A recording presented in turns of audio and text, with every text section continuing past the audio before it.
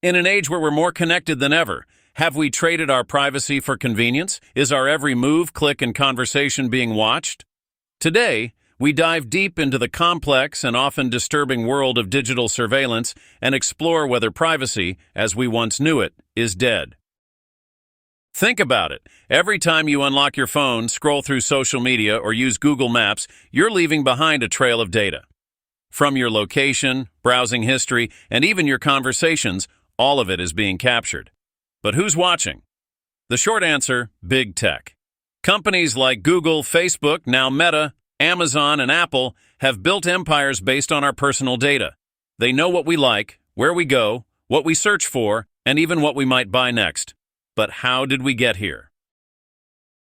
The internet was once hailed as a utopia of information sharing, a place where anyone could be anonymous. But as tech companies grew, so did their hunger for data. Why? Because data is the new oil, an immensely valuable resource. In the early 2000s, platforms like Google and Facebook introduced free services, but what many didn't realize was that these free services came at a cost. We weren't paying with money, we were paying with our personal information. Shoshana Zuboff calls this new business model surveillance capitalism. Tech giants harvest our data, analyze it, and use it to sell highly targeted ads. And it's not just what we know we're giving away, it's the stuff we don't realize we're sharing. Like how long we hover over a post, or what time of day we tend to open our emails. Let's break down how pervasive digital surveillance has become in our daily lives. Imagine you're at a coffee shop. Your phone's GPS logs your location. Instagram records how long you look at a post and whether you like it. If you pay with a credit card, that transaction is added to your profile. And if the coffee shop uses Wi-Fi, your browsing data could also be tracked. All this data creates a digital profile, your profile. It knows more about you than you might even know about yourself. But here's the real question. Where does this data go and how is it used? Here's where things get murky. Tech companies claim they use our data to enhance user experience. Personalized ads, recommendations, faster searches, all sounds pretty harmless, right? But here's the catch. This data isn't just being used for personalization. It's being sold to third parties, advertisers, and in some cases, even governments. Take Facebook's Cambridge Analytica scandal, for example.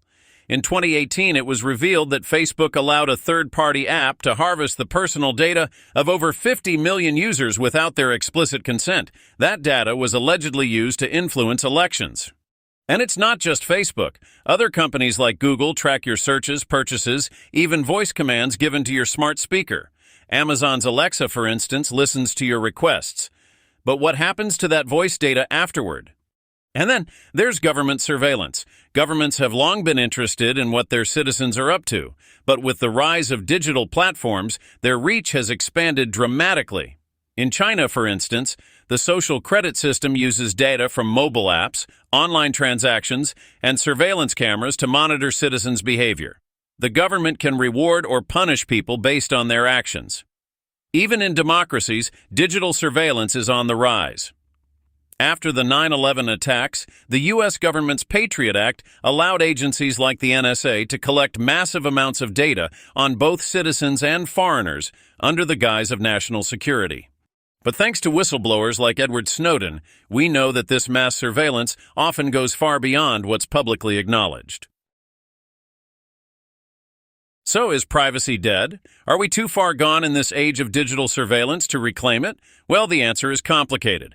While digital surveillance has serious downsides, like loss of privacy, security risks, and manipulation, it's not all bad. There's a balance to be found between convenience and control. There are ways to protect yourself, strong encryption, privacy-focused apps, and even decentralized platforms that don't sell your data. But ultimately, the fight for privacy isn't just about the tools we use. It's about the laws that govern how data can be collected and used. Countries around the world are starting to push back.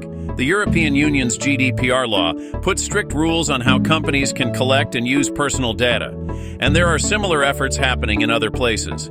But it's not enough to rely on laws alone. As consumers, we need to be more aware of what we're giving away and demand more transparency from the tech companies that hold our data. The future of privacy depends on all of us. If we continue to give away our data without asking questions, big tech and even governments will keep pushing the boundaries. But if we take a stand, demand accountability, and prioritize our privacy, there's still hope.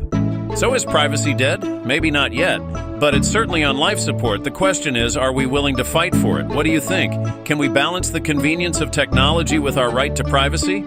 Drop your thoughts in the comments below, and don't forget to hit that like button if you found this video eye-opening. Subscribe to stay informed on the latest tech, privacy, and digital freedom discussions. Thanks for watching.